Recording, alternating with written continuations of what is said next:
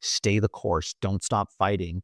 Don't let this go. Don't assume that things will just organically go your way. You have to make them happen. You have to actively seek to make things right. Welcome to Superpower with Kristine Milkovich, the podcast where we help you unleash your inner hero. Whether you're a change maker, a trailblazer, or just looking to level up, this is the space to uncover your unique superpower and transform it into unstoppable momentum. Join me as we dive deep with inspiring guests, sharing their game-changing insights, empowering us all to be the hero of our own stories. Get ready to embrace your deepest purpose, own your power, and change the world one bold move at a time. On today's show, we are hearing from ex-Air Force Lieutenant Steve Marose on his harrowing story of resilience and strength in the aftermath of being charged with 3 counts of sodomy and 2 counts of unbecoming conduct. Stay tuned to the end of this episode for more resources about this story. Today, we have a very, very special guest on our show. Boy, where do we start? If we can get even a sliver of what this gentleman has faced, walked through, and conquered on the other side in a 50-minute podcast, we'll be doing great. So without further ado, I want to introduce everybody to the show today to a prior U.S. Air Force lieutenant, Mr. Steve Marose. Thank you for coming on the show. Thank you for having me. So, Steve, when you were so kind to say yes to me raising my hand to you and sharing with you a bit about this journey I'm on with this podcast, and, leading with the only intention and the only reason this podcast is going is to spotlight folks like yourself, to bring people's stories forward in the community that certainly have much to say, but that their life is living by an example of, going through some really tough times, fighting for some really important things, and then how do we sort of bring that forward in our everyday life. So I thank you from the bottom of my heart. We have a personal friendship in our community. I've been fortunate to meet you through local friends, mutual friends, the LGBTQ plus community, some of our advocacy groups, and so on and so forth. So again, thank you. I know your time is valuable, and I'm honored to be speaking to you about your story. So that being said, you have been all over the news. So anybody that's not living under a rock right now. Overexposed, maybe? I don't know. I mean, can there be too much overexposure when something so important is what you're fighting for? But that being said, for our listeners that maybe live in Nebraska or live in Hawaii or out of the country or live in Capitol Hill down the street, that have not had the fortune to meet you or even read your story. Steve Marose's story is all over the place. It's the Seattle Times. He was a featured story on CBS Investigation News. I've got a couple of the others that you've been, the National, all kinds of places. If you go into Google and look him up, there's plenty to learn, but we've got him here live. And so, Steve, before we dig into some of the topics I want to talk to you about, I know your journey didn't just start at, the Seattle Times Instagram and national story that's published right now. So tell us a little bit about where did this story start? And you can certainly go back to like your childhood and where you're from and give us a 1, 2, 3, or maybe in the 90s and just give us a little bit of a high level of who you were and who you started to be. And then let's kind of jump into sort of what happened, if that's fair enough. Absolutely. I am a talker, and so I've kind of had to learn to rein it in a little bit. And I've certainly I've kind of gone through my life story many times recently when being interviewed or talking about my story. And in the process, I've kind of learned I feel like I've learned what to cut out, to not just, okay, Steve, nobody cares where you went to high school. But so the abbreviated, and you mentioned the 90s, I feel like 1990 is kind of it's the before and after, Okay. right? That was 0 AC after court Right. martial. So prior to that, I was the really fast version on my life until we get to the exciting stuff, if we want to call it exciting, is that I was born in England. So sorry, I don't have an accent. Came over here too early. Moved here when I was 2, but I grew up in Tacoma, and so here in the Seattle area. Went to high school and college here. Got a BA in chemistry. The closest I've ever come to using it was bartending. So we don't Well count done. I that. love that. It was I was going to do med school, but realized I hated needles, so that didn't Yeah. go far. And then to help pay for school, because even though I'm a smart guy who started with scholarships, they don't last through all the years of college. My dad was previous military as an enlisted Air Force member, and I looked at Air Force ROTC as a way to A, pay for school, B, set myself up for, a job when I get out of school and possibly go from there. I already had, as a kind of a preface, I had an inkling that I wasn't your run-of-the-mill on the Kinsey scale, but, wouldn't commit to anything at that point, certainly, but, I knew I was different, that's for sure. But after college, and I graduated in '87, and in '88, I did join the Air Force as a lieutenant aircraft maintenance officer. So I was initially stationed in Illinois in summer of '88, was honor graduate of the aircraft maintenance school. I'm a test taker. So I'm always going to By be the about, books. that. Yeah. And then I went down to Louisiana, central Louisiana, which is where I was stationed, base I was stationed at. I was distinguishing myself pretty quickly. I was vice president of the Company Grade Officers Council. My branch was branch of the year for 1989. So the people I supervised, we were the branch of the year in my squadron. I was getting commendations and performance reports all said, I'm doing a great job. But in the meantime, my sexual identity is awakening. And so I'm figuring out how to balance that, especially because this was pre Don't Ask, Don't Tell. So for a lot of people who know Don't Ask, Don't Tell, and they imagine that's a time where nobody's supposed to know, before that, didn't matter if they knew or not, Right. the qualified people were being drummed out of the service. If I could just outframe really quick, that means you were about 24 years old ish. I was You were 22 in your early when I 20s. joined. Yeah, I and was the 22 when I only joined. Yeah. reason I want our audience, excuse me, to know that, to remind them of that, is that is a coming of age time, right? You're Absolutely. in Yeah. your early 20s. I think like I was blossoming. every human, if they're so fortunate and blessed, is in a state of discovery and learning. And that's the only reason I paused you, is I think that's such an important piece to anchor into. So thank you. Please go ahead. I quickly realized that the best idea was to drive the few hours to New Orleans and live my life down there Mhm. at that part of my life, because that got me away from the base. Didn't always do that. And unfortunately, one of the things that came to bite me was that I had the nerve to go to the little gay bar there in town, which you're not supposed to go to. So everything was going great until 1990, when an investigation into an enlisted friend led to them getting my name, Mm, and they raided my apartment in January 1990, went digging, found my little stash up in the attic of mm. my gay magazines and the things, my little life there. Your personal life. Yeah, the thing I was hiding from them, really, Mhm. ultimately, right?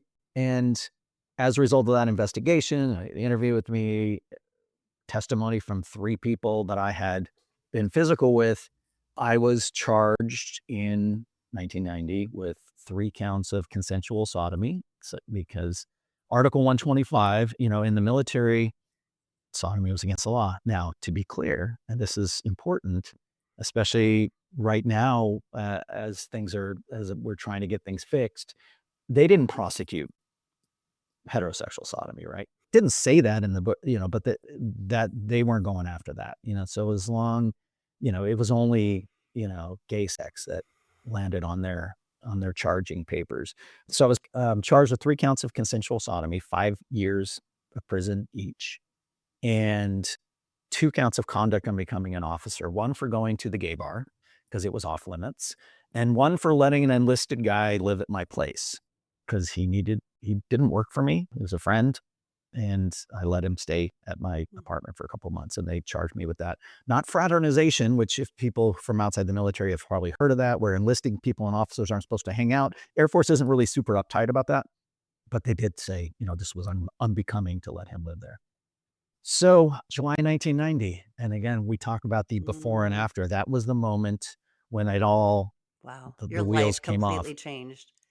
And I looked at it that way. I thought my life was over as that ended because after testimony and having to stand in a courtroom and say, "Yeah, this is who I am, and I've come to grips with this, and I did all these things." I pled guilty to all the charges because I'm like, I'm not gonna say I didn't do these things.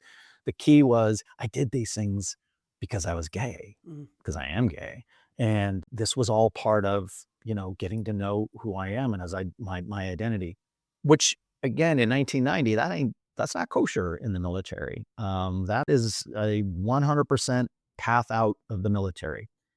And that's actually what my attorney thought would be the course of action or the decision.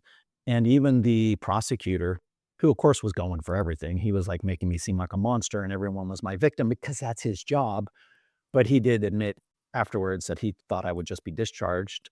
But the judge had other thoughts. He thought I should have known better and sentenced me to 2 years in prison at Fort Leavenworth. So, Wow. I mean, I guess I could say, well, gosh, it could have been 17. Cool. But ultimately I realized, oh my gosh, my life is over as I know it. So I stayed at the base there for 3 months. And I was friends with some of the cops. They would come in the holding cell and hang out with me. They let me go walk to the cafeteria by myself. They knew I wasn't a bad person or a criminal or a danger, Right. until someone complained about that. They said, "Hey, this guy was like, he's in jail, and why are you letting him just walk around base?" So they stopped me from doing that. But ultimately, they moved me 3 months later to Fort Leavenworth, Kansas. So the United States disciplinary barracks, and that's where I stayed. Now, I had a 2-year sentence. The appeals court did throw out that conduct unbecoming charge for the enlisted person living at my house. They said there was nothing unbecoming about that.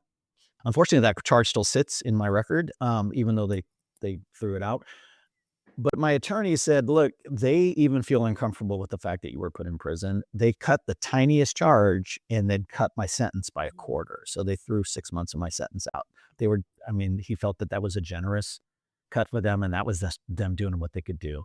So I was cut to 18 months, and I walked out of there 18 months later and came home to Seattle. Could have stayed in New Orleans, the font was there. Mhm. But one of the things I've talked about when I've told my story both on stage for the men's chorus and in my interviews is that people who knew me before said that a light went out of me. When they saw me afterwards, they could tell that some darkness had settled in there, that it extinguished Mm.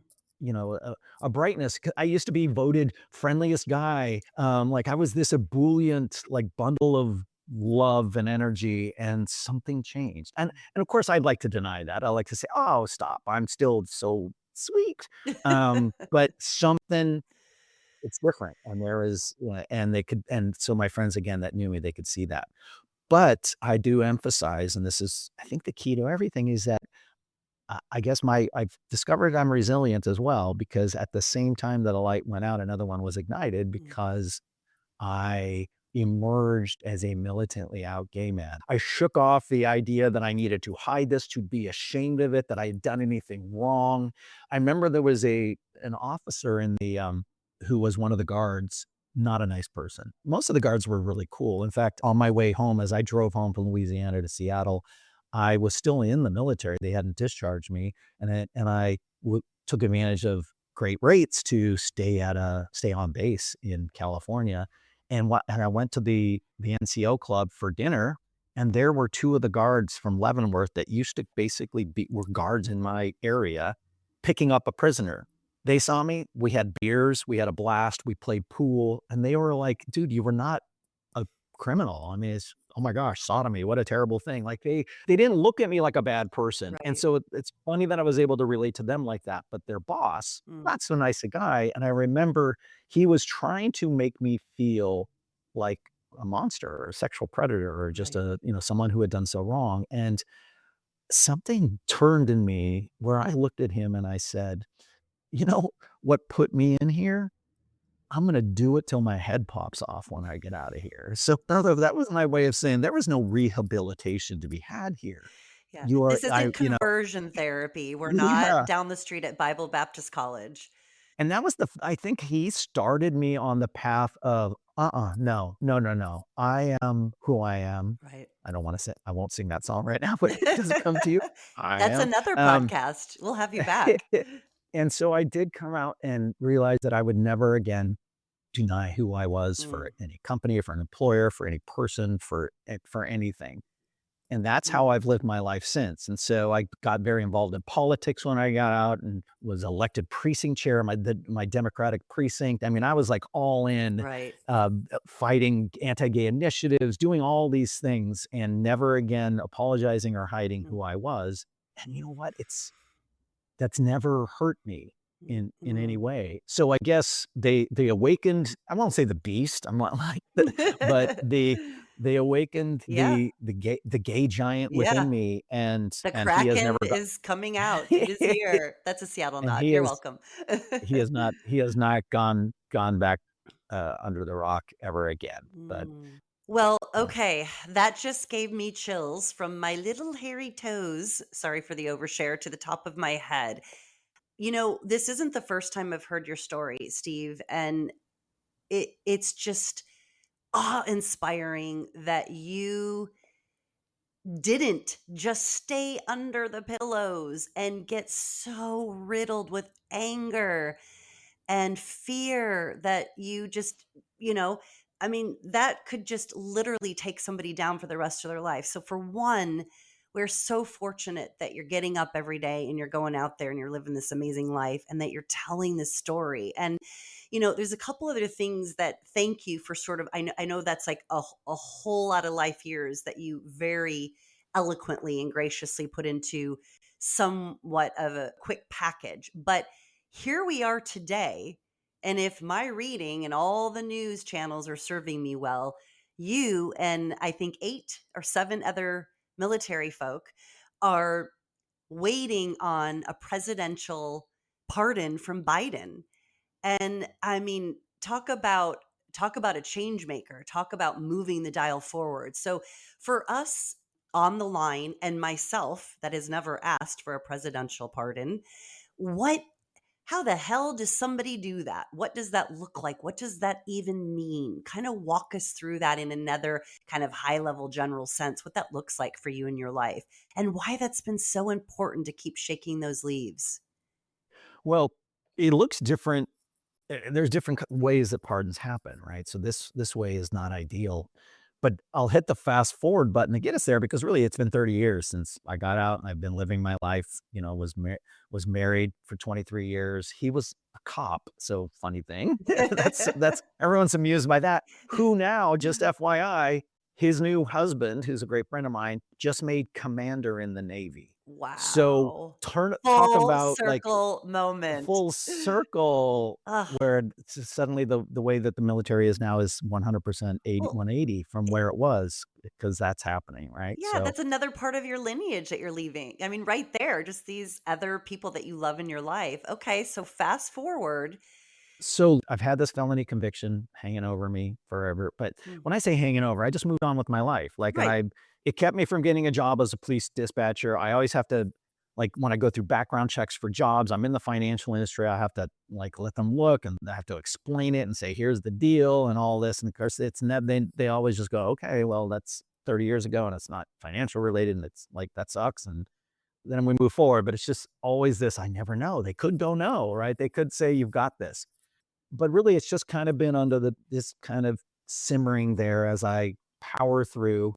Though my therapist will tell you that light that went out of me, there's some PTSD and some stuff to deal with, right? So it's not like it's gone. Of I've course. walled it off as best as I can. Well, last year, just by coincidence, and this is how I'm getting up to the part, I got the opportunity as part of the men's chorus to tell my story on stage as part of our Disney Pride show. I was selected to tell my it gets better story to talk Mhm. about how it has gotten better. I kinda just referenced that with my husband now having a military husband.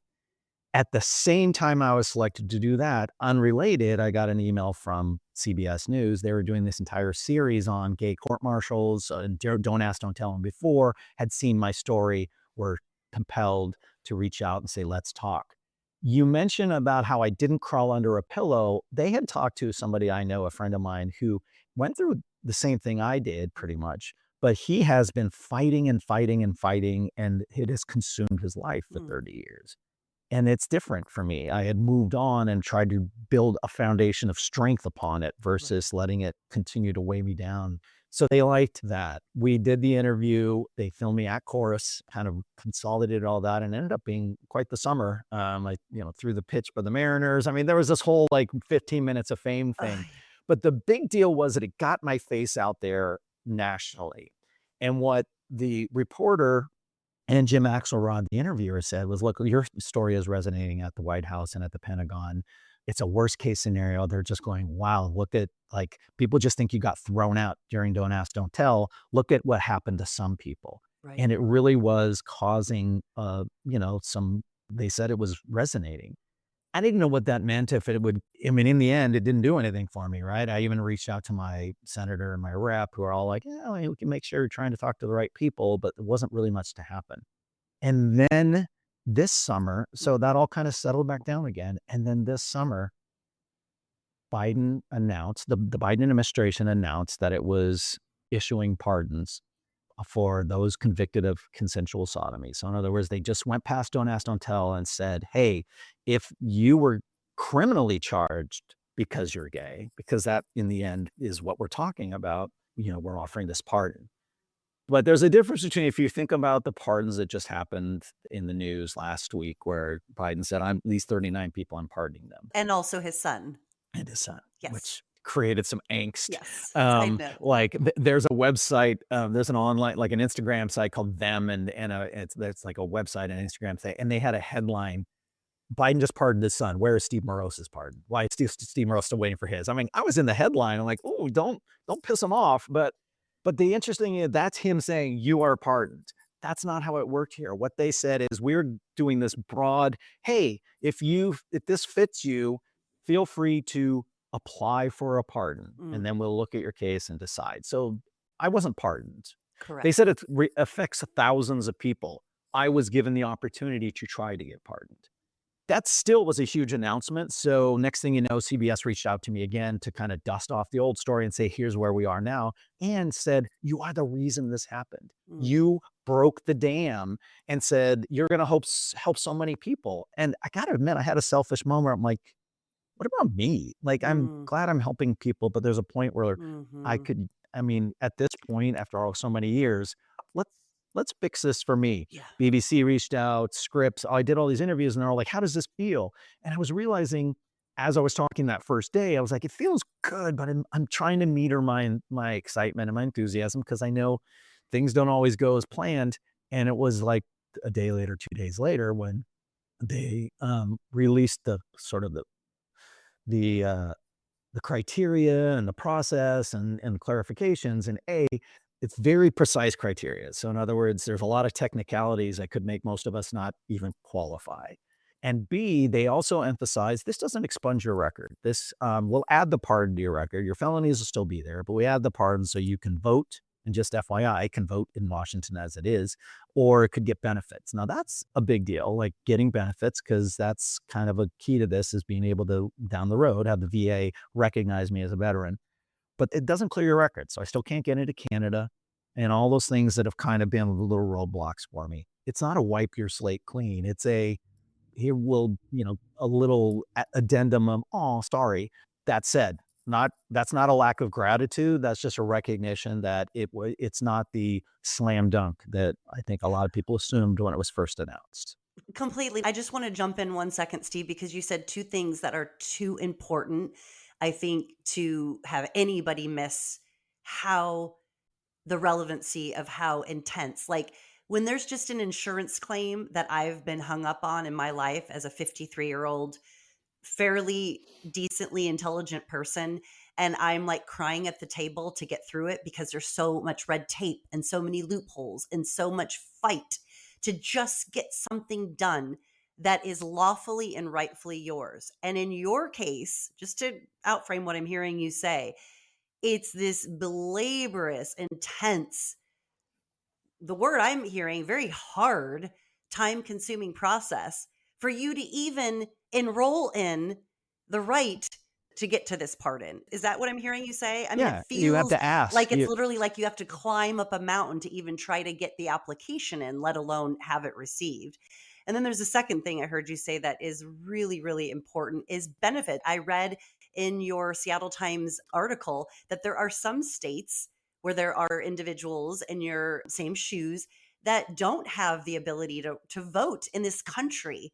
As a US citizen, they get hung up when they're trying to travel abroad. These are very real, tangible roadblocks that have been put on individuals for just living out their sexuality and being their whole authentic person. And so you yourself are saying in Washington state you can vote, but your benefits, I mean, my gosh, that's a huge thing.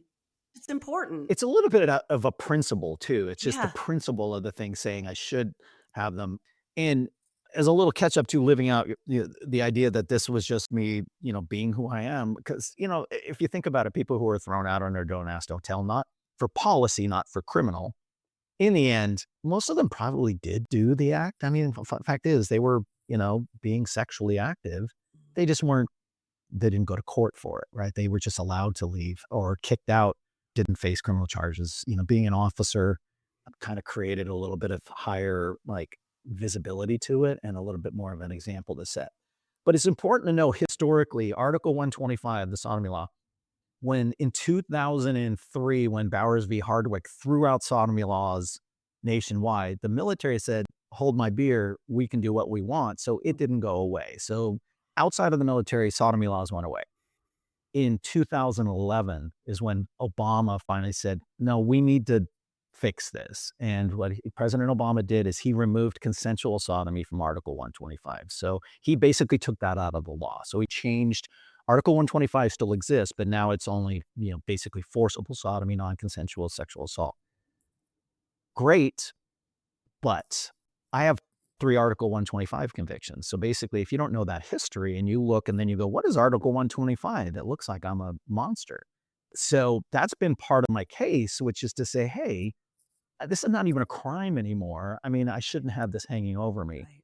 Just so you know that this hasn't been my first slog into trying to make something happen. A few months before the pardons were announced, I had been connected with a pro bono attorney who it files DD 149s, which is basically the discharge review upgrade. Because ever since things changed, the ability to get them to upgrade your discharge based on things, he said, I'd be the first case that had criminal charges. Usually it's just don't ask, don't tell boots where they kick them out, but trying to get my discharge upgraded. So we filled out all the paperwork for that.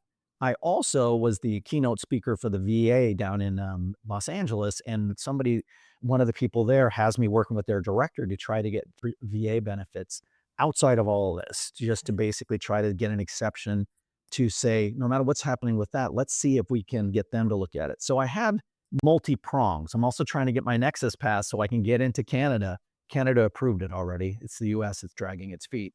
But the point is, I have all these ways that I'm trying to make a difference to Sure. finally fix these things. Yeah. So the pardons came out and like, well, this will fix everything. Like Right. this ends up being like all that other stuff is small potatoes. This would immediately fix all of that. Right. But in every one of these cases, I'm putting in paperwork and then I'm waiting. So Right. in the case of the pardons, it was a very long, you didn't have to complete every section of it, but it's a very long, arduous application where you're having to tell them all these things. And what you do is you say, hey, I should be eligible for this. Here's all this stuff. I sign all this stuff. So you submit it. And then when they get it, they will pull your records or look at your records and look at it and decide yes or no. And again, but they also made sure that the criteria makes us all worry, well, I'm probably not even going to qualify because I have the additional charges of the conduct unbecoming. So it kind of muddies the water a little bit, even though they're all related. Just it, there's a real concern that like, God, maybe only some of these would get pardoned, or I kind of lost some hope, Hmm. but you got to try, right? So here's my rekindle of hope. And I hadn't told you this. I think I may have mentioned it. So as a result of the Seattle Times article, and just so you know, after the BBC and the Scripps and CBS said, "Oh my gosh, pardons!" About a month later, someone with the War Horse reached out to me and said, "Hey, I'm doing a piece on how this isn't everything that they make it sound like." that it's not the slam dunk. And they had done a records request and saw that only 8, supposedly this helps thousands of people, that only 8 people had applied for the pardon. Partly because it's arduous, maybe some of them are dead, and also because they saw that, golly, what's the point? Or they saw it's not gonna clear my record, that's what I need, so why do it? I mean, I can't explain why they didn't do it. I figure you gotta go for it. I mean, I can't end up worse than I was if they say no. So she interviewed me for that.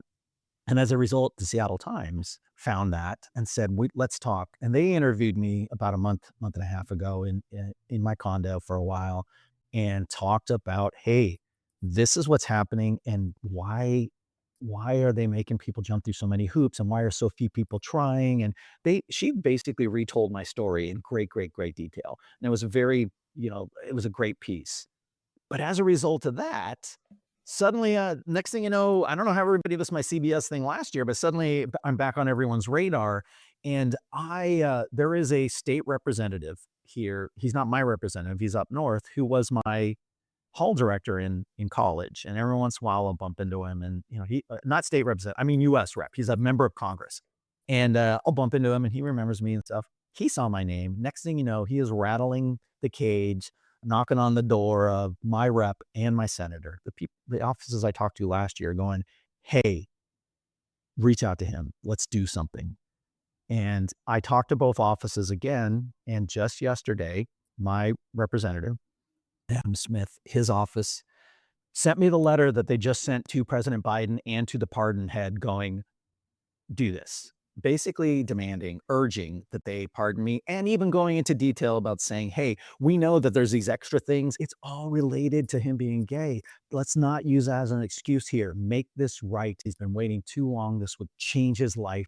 Do this." So, and 4 Congress people signed off on it. So basically, I have 4 members of Congress who have sent the president a letter saying, "You need to make this right. You need to do this." That's exciting. It's happening. So I think it's amazing to have people in that position of power standing up for me and trying to make this happen. And President Biden is still in the process of doing pardons. I mean, it's not like the ones he announced were done. They're still working on things. So this is possible. I'm not thrilled to see that government could shut down on Friday because I'm like, don't furlough the people working on the pardons, please. I mean, we got till January 20th because I think, as we all know, there's going to be a significant change of attitude in the White House. And I think it's incredibly unlikely that this new administration would continue to say, "Oh, yeah, keep working that stuff." I could see them shutting this stuff down. So before we didn't have one until the election, before there wasn't a deadline, there was this sense of, oh, no, the wheels of justice with the military and the government take time. It's going to be a while, just be patient.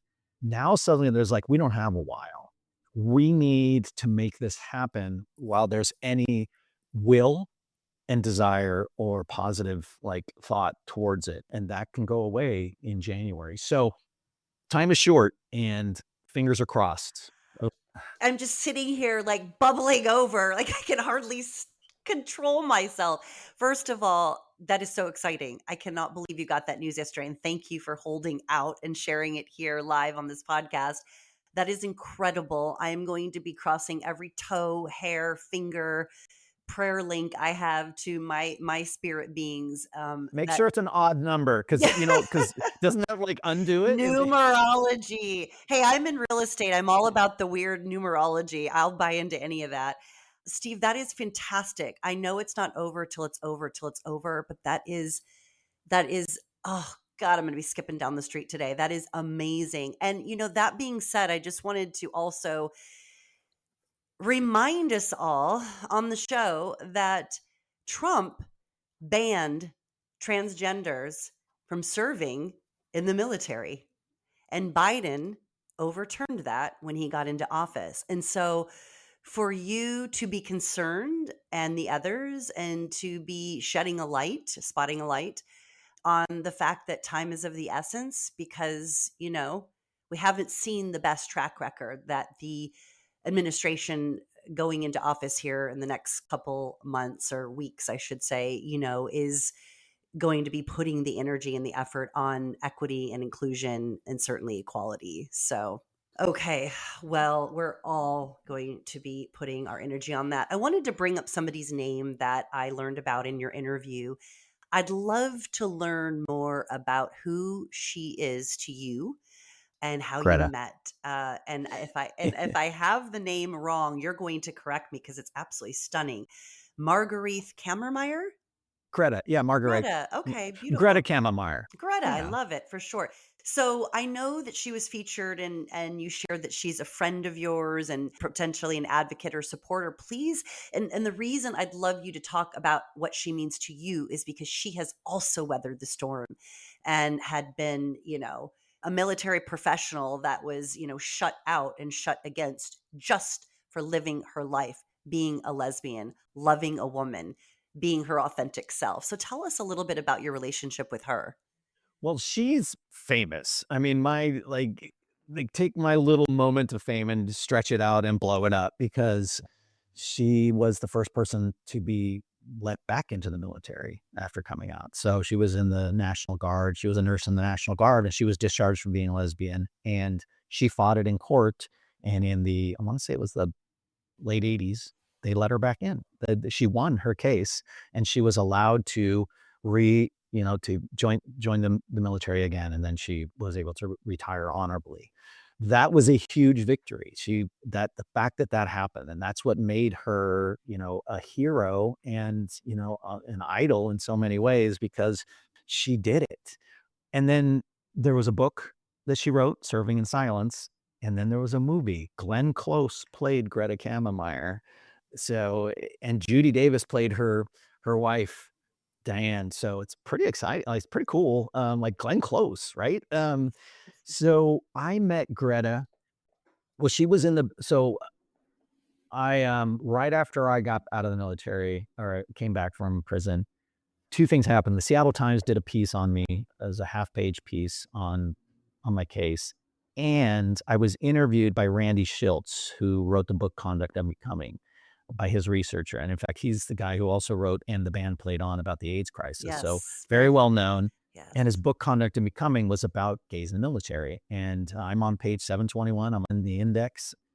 An hour and a half interview, got me 5 lines, but whatever, Steve, you are famous. Take more yeah. credit. I did sign a friend's book. He's just like, "I'm a fanboy." But she had an entire chapter, a very large section of the book about her story because it was a big story. And that connection where we were both in the same book, we ended up bumping into each other at gay bingo. And I introduced myself. I'm trying to remember exactly how that transaction or how we interacted, but she had heard of me, she had seen my piece, and of course I had heard of her. And she said, "Hey, I'm supposed to be the keynote speaker for a gay veterans group down in Portland. Um, for a big dinner that they're doing, but I can't make it, and I would like you to be my substitute." So basically, I spoke for Greta. So I told my story to this veterans group down in Portland in her stead. So that was the start of our friendship. She built this big giant house, a wonderful house with a view in Langley on Whidbey Island Mm. shortly after, and started having an annual Norwegian Christmas festival at her house. And I started being invited to that. I'm one of 3 men and 27 women that come to these things, and she also was having some summer parties here and there. So I became just a kind of a regular. So I don't see her a lot. We Sure. keep in touch, but I am, basically one of the regular attendees of her year. I've gone to probably 20 times, Man. yearly Christmas gathering, but we've also kept in touch because she has been I'll update her on things that are going on with me, and she'll always say, "Stay the course. Don't Mm. stop fighting. Don't let this go. Don't assume that things will just organically go your way. You have to make them happen. You have to actively seek to make things right." So she has been very excited, not only for the exposure that I've been getting, but then, of course, I let her know about the letter, and she was thrilled about that. When Seattle Times interviewed me, I happened to mention that I know her and that I'm friends with her, and so they had reached out to her to kind of include her in the story. She even ran for Senate in her district. So she's a very well-known person, and I cherish having her in my life Mm. because she's an example that it can happen. Absolutely. What a pioneering person and just a force of nature. I have seen the film. Thank you for making the connection. I did not put that together immediately. And what an honor. What an honor to just be a part and you doing the same. You are paying it forward. You are that next in line when individuals, and maybe it's not just the military, Steve, you've been so good and gracious to me to do some of your public speaking at some of our affiliation queer LGBTQ plus events and fundraisers, you know, at things like the Real Estate Alliance that supports the Lambert House. And you've come into the Center for Active Living in West Seattle and spoke to the DEI advisory board I'm on. And so, you know, you are another Greta. You are a Greta in our community and in our world. So I hope that you see that, you acknowledge that, you feel that, because we're just so grateful that we get to I learn from appreciate you. that. And you're so kind and giving of time and spirit. The thing is, there are people who look at it who don't look at gays in the military as, a front burner thing. Like they think, okay, we got the community as itself, LGBTQ military veterans or gays in the military or don't ask, don't tell. For many who aren't in the military, they didn't look at that like, well, you signed up for that, or they didn't think it didn't occur to them who that impacted and how that impacted people, or just the principle of it, the idea that these are Americans serving their country, and look what the standard they're being held to, look at the punishment that's happening, look at how they're treated. And they have to process that and realize, oh yeah, this isn't about the military per se. This is about civil rights and equality and of treatment and inclusion in all aspects of society. And the military is a part of that. So when I've been speaking, I've tried to tie my experience and even gaze in the military to the broader battle for equality and Human for human rights. rights. Yeah. Yes, yes, yes. Snap, snap, snap. Thank you, Steve. It's big, right? It's never about just one group because the ability to marginalize and shame and bully one person means you have the ability to shame and bully and marginalize any and everyone. Don't you agree? Yes, unfortunately. And one of the things I have kind of emphasize to people is like, okay, yeah, that battle seems won. The gays in the military battle. Look, don't ask until has gone away. People can openly serve, and this is before the transgender stuff started being on the line again. But even our trans brothers and sisters can serve openly now, and we can marry who we love. We can serve proudly and openly. We can marry who we love. We can be who we are, live authentically as our own beings. But that battle, it's not like, okay, we've won the battle, never have to go back. We're solid, it's concrete. No, it's built on, balsa wood, because what's happening is there is a movement. I'm not gonna I mean, I won't get political. I think I could, but ultimately we know where that movement's coming from, or we know from which direction on the political spectrum that's coming, that is aiming to knock the legs out of all these advancements, to undo this tower of accomplishment from the Supreme Court, chipping away at things and also threatening, after throwing Roe v. Wade out, hinting gay marriage is next, to all the anti-trans bills that are being passed in so many places. And even with the military, a lot of people don't realize that, yeah, but look at pride parades are happening everywhere. But last year they passed like the military said, you can't do pride parades on military installations. You can't hang pride flags. So they were doing these little ways to rein things back in, or to put some walls up where we thought there weren't any anymore. And as that finds success, they're going to start pushing further and further. And so we're going to start seeing that, oh, so much of the progress we've made is going to backtrack. And the emphasis needs to be, don't even make it about the military. Make it about how far we've come as a society in acceptance and love and embracing the diversity of our humanity, Mm. and don't let that go backwards. Stand strong and continue to fight for that, because there are people threatened by it, who are threatened by the other, who are threatened personally by those who don't live as they do or have sex as they do, or all those things. Any otherness they can find, they want to undo that. They want to tear that down. And I don't know if it's to make themselves feel better about themselves, but we can't let it happen. So it's not about being gay or not. Our LGBTQ brethren and our allies, and anyone out there who is standing there saying what has happened to this point is right. It is the way society is supposed to go. This is my values. I embrace the progress we've made. All of those people need to be a voice for resisting this pushback.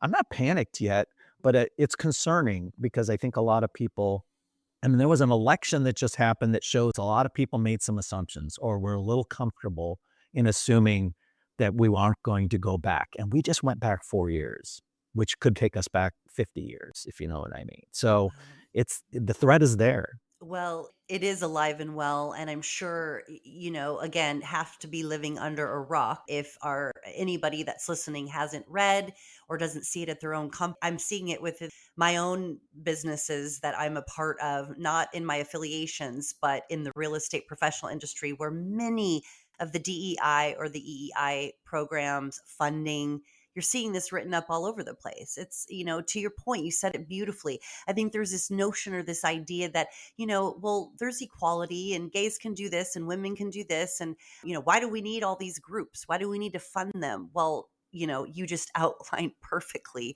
And you're a living example of, if we are not careful, the clock will go back, and the marginalizing, and in your case, you've been living through a criminal record. I think a lot of people don't realize that when they read your story.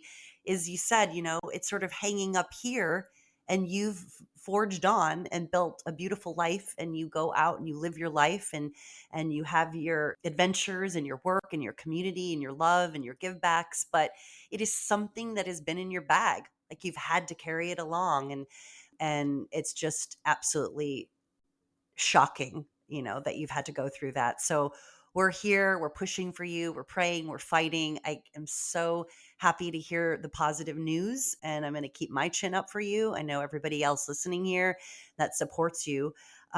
So, Steve, we do close every Superpower podcast with asking our guest, if you had to choose one superpower that you believe allows you to get up and go into the world and be the Steve Marose that we know and love and just heard from, what would that be? I used to say invisibility, but then it seemed creepy, right? I just want to be in the room. No, so I, as a person kind of in a sales type, for so long have been kind of in sales type careers, where knowing what someone's thinking helps you know which direction to go. But then, as someone who just recently was in started, I thought, a relationship that has kind of fallen off because there was a lack of communication, because I made assumptions and didn't know what he was thinking. I have landed on mind reading, if that counts as a superpower. Knowing Absolutely. what someone else is thinking lets you know where you stand, lets you know the direction to take. And so, yeah, Love it. that's My mind reading. That's a good superpower. Well, the tagline of our show is unleashing your inner hero. And, as a young 22-year-old, you started out serving as a hero of our country. You made the choice to go into that career, to go into that lane. Yes, you've shared it was also to support your education, like many people that serve. That is part of the package and the why. So you already started out, simply put, Steve, as one of our heroes. And I know I learned a ton more about you today, even though we're in community and friendship. This is going to be a gift to anybody that taps into this episode 3. And thank you so much for your time. It was a pleasure having you on. Thank you. Steve Marose just shared with us his incredible story and that his superpower is mind reading. Great news. You don't have to be a mind reader to learn more about Steve. You can find additional articles on Steve in the Seattle Times, CBS National News, The War House, LGBTQ Nation, and more. Thanks so much for joining me for this episode. If you enjoyed it, I hope you'll make it easy for others to enjoy it too.